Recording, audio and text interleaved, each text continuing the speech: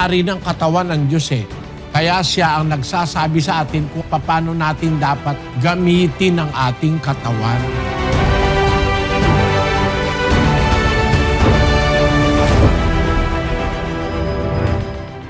Originally, sa panahon ng Israelita, bawal ang magpatato, kapatid.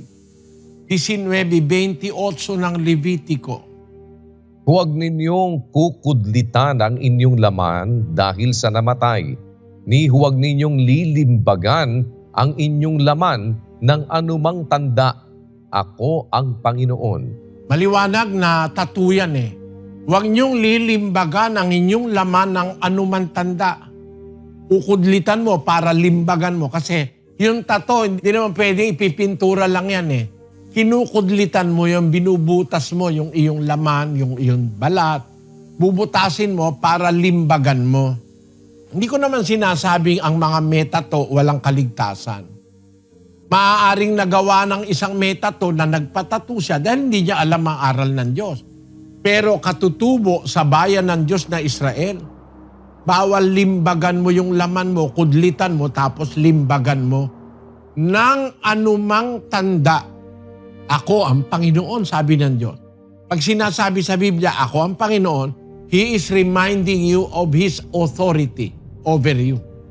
Sa Bagong Tipan, mas mahigpit, kapatid. Bakit? Sa Bagong Tipan, ang sabi ng Biblia, ang ating katawan, templo ng Espiritu Santo. Dapat, yung templo ng Espiritu Santo na ating katawan, huwag nating dudungisan.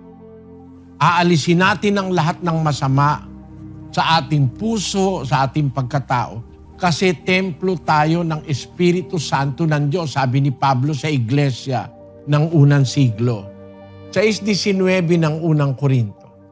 O hindi ba ganinyo nalalaman na ang inyong katawan ay templo ng Espiritu Santo na nasa inyo, na tinanggap ninyo sa Diyos at hindi kayo sa inyong sarili? Ang may-ari ng katawan ng Diyos eh. Kaya siya ang nagsasabi sa atin kung paano natin dapat gamitin ang ating katawan. Para lang ganito, kapatid, Halimbawa, nang hiram kang kotse. Tapos kung ano pinagpipintura mo sa kotse, binalik mo sa may-ari. Matuwa kaya yun, hiniram mo lang. Eh yung ating katawan, sa Diyos yan.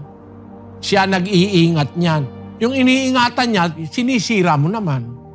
Pinupuno mo ng alkohol, droga, sinisira mo yung templo ng Diyos.